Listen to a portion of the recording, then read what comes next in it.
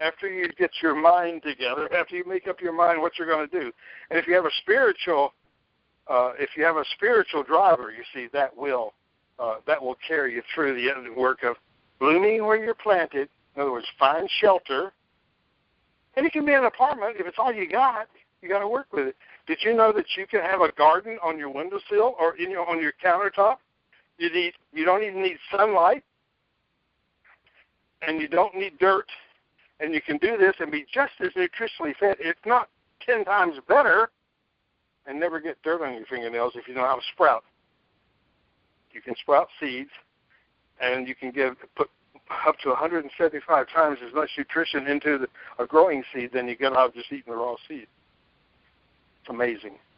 And so you can live that way. It's called raw foods today, but it's always been sprouting.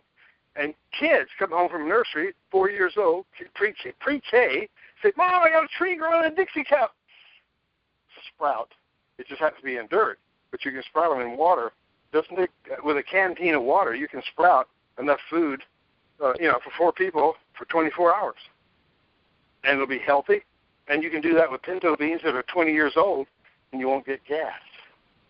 It's amazing what you can do when you understand it, but it takes that understanding. It takes work. There's no easy way to become prepared. There's no cheap way to become prepared. And you'll never be fully prepared. Yep, it's true. So people say, huh? And I hate to really, I hate to be so straight. Of course, it's 11 o'clock at night for me, and so talking, I sound a little weird and a little rapid, but the reality is we can't think like the stores are still open down at the bottom, at the bottom of the apartment, or down the street, or at the shopping center, or wherever. 7-Eleven, or whatever they're calling, more convenience stores will probably go away first. Grocery stores will go away very quickly. You think a black market is tough? We have no idea what it'll take to get food if transportation shuts down. If I were a terrorist, I'd take 50 men, put one in each state, take out a major bridge. That's all you have to do. The trucks would stop. Nope, the guy I just interviewed said that. He has a book called Collapse. He was telling me about how the terrorists would take out the infrastructure first. Yeah, just one, and you don't have to take the whole thing out. Just take out one major city. Just make 1 million people very uncomfortable. 300 million people. Well, so if 1 million people get a cold, 300 million will sneeze. Yeah. Hey, when I interrupted you before, I was going to talk about what they did. I don't interrupt very easily. I know what they did in Cuba. With the how we said everyone who has arable land start a garden. Yeah. Where Castro told all of his citizens to start planting their own gardens, and they had some of the best health that they've ever experienced in a long time. What was that? You probably know more about it than me. About what the Cubans did. I'm not familiar with the Cubans. Marjorie Wildcraft would know that. She spent several weeks down there, I think, studying the economy last summer. You ought to have her on your show. Marjorie Wildcraft is down here in Texas, about 65 miles away. Okay. Great gal. Yeah. She's going to be out in Phoenix, Arizona with us on the 21st, 22nd, 23rd of this month. She's the one who does the Grow Your Own Garden, right? She's got the DVD, Grow Your Own Garden. Yeah, that's her. Yeah, that's a great DVD. Grow Your Own Groceries, I think she calls it. Grow Your Own Groceries, that's what it is. Yeah, that's great stuff. Yeah. So your book is just filled with checklists, and there's also a CD that they can order if they don't want to write in the book. They can get the CD version, and they can print out. Well, the CD is out of print. We're holding it till we get. We're not going to make any more CDs right now. But if you go to my site, makingthebestofbasics.com, makingthebestofbasics.com, you can find it. It'll come up. It knows. Google's heard of me. Okay, I'm sorry. That's not what I meant. The CD. They can download the PDF version. They can download. They can. Yeah. Well, the CD is a PDF version. It's just portable and And it's EMP proof because it's press. It is not digital. It's press. It's a digital press, not a digital recording like you record music on a write what do you call it? Read write. It's pressed in like a record. It was mastered. It cost me a fortune to get it mastered. Like a vinyl disc, it would be stamped in Hollywood, when they do recordings. Yeah. Same idea. So rather than just etch it on with a magnetic alignment in a groove, it's actually pressed in. And very expensive process, but you can't delete it. You can't erase anything on it. Yeah. Well, what I suggest is they buy your book and the PDF version, so they have the book as a reference. Download. It's instant. They get the instant download, and they can print any pages they want and go through the charts.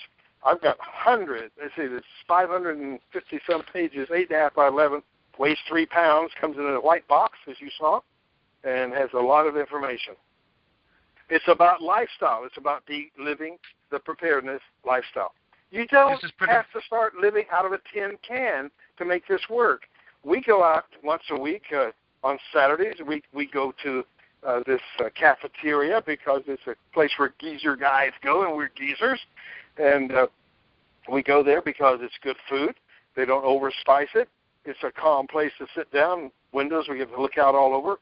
It's not a rest home. We have our own home in Acreage. But we go there because it's convenient for us. We have some friends there, and we get a table, and we go through the line and pick out what we want. And we do that, and we still live a preparedness lifestyle. This morning I got up and got some grits that we ground a few weeks ago, but I had some grits, had a couple of hen fruits, cooked those, and put them over my, and I had, as I recall, we had, what I had with that, some honey that I put on some bread that we baked. So, we know what to do. We know how to do it. We're not, we're not Ma and Pa Kettle, but we certainly can, we can make it. And if we had to leave here for whatever reason, and this being a military city, imagine that this is where all the Air Force, this is where the Air Force records for the enlisted and on another base, all the officer records are kept. All the enlisted men are trained here. All the Air Force officers come here. The ones who haven't gone to the academy, the other officers, the reserve officers, all come here for training. And the largest Air Force hospital in the United States, largest Air Force hospital in the world is here. And we have the largest, at Fort Sam, we have the largest Army hospital. Walter Reed has been virtually closed except for some local, government. They kind of use that as their own hospital anymore. But it's not the big hospital. We've got a $5 billion hospital here in San Antonio, and it takes care of all of the burns and war wounds and things like that, prosthetic device. All that stuff's done here. If you want to demoralize a country, take out its training bases. Take out the troops who do the training. Kill a lot of young people who are just getting ready to go. That'll demoralize your country in no time. Destroy the hospitals. So this is, one big EMP here, or just a big nuclear blast. It wouldn't do me any good to be in a bunker because it'd be 500 years before it could come out. Yeah. So how great is that going to be? You told me you don't like getting into. You told me you don't like getting into politics and stuff like that. But what do you think about what's going on with everything right now in the world? Well, politically, I don't have to do politics. They do themselves for me. I don't do religion. I don't do scare. I don't do gloom and doom. But I try to be honest with people and say, stop, listen, learn. Try to think about the fact that if something goes really wrong with any major town, right now, look at what's happening as a result of Titan, which is happening right here tonight on Monday night, the 3rd of March. Think how bad the weather's been. We're having a sleet storm outside my windows. I live in the southern part of Texas.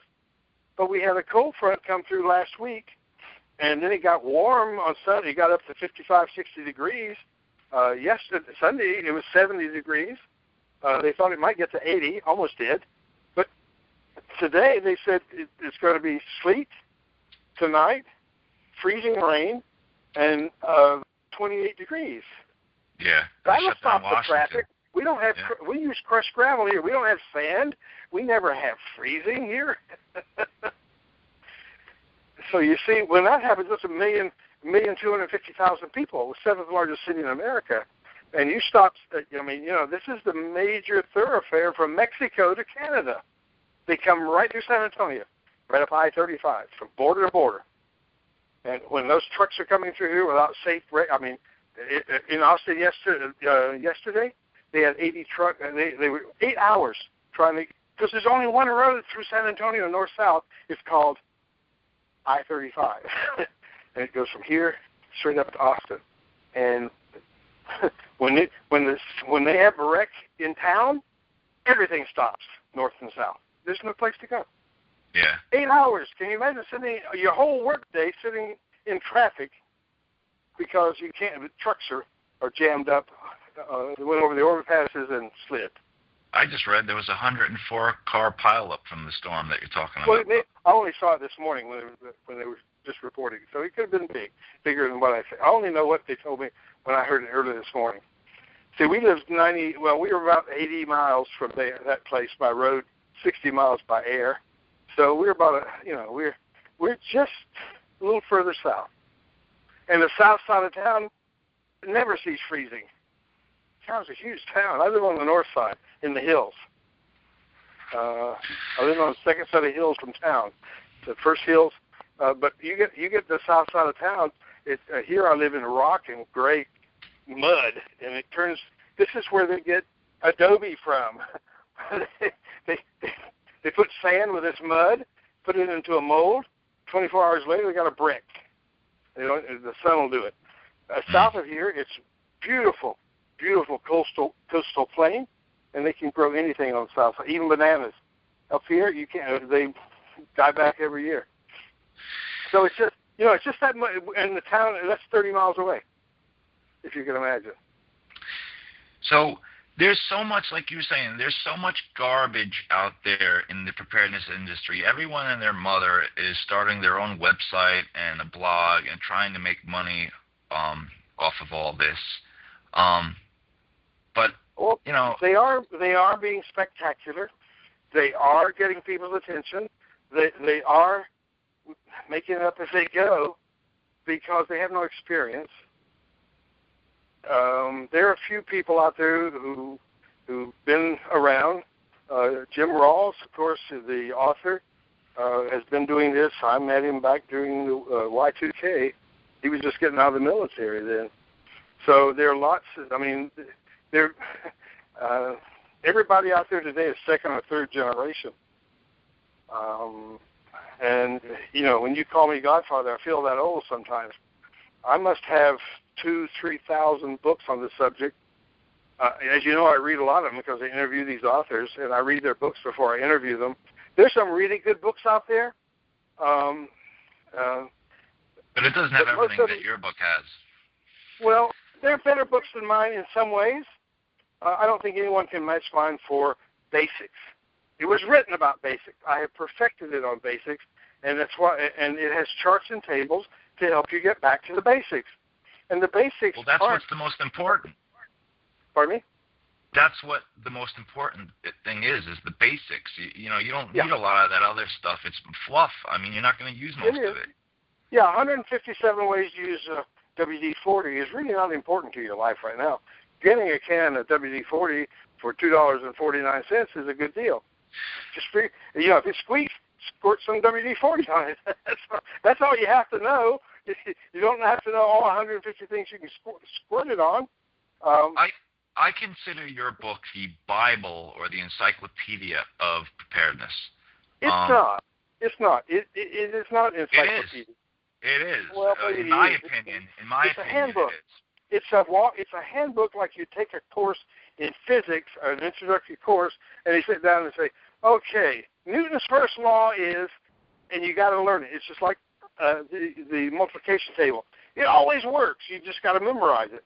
And once you memorize it, you don't have to struggle with it anymore. It becomes autonomic in your body, and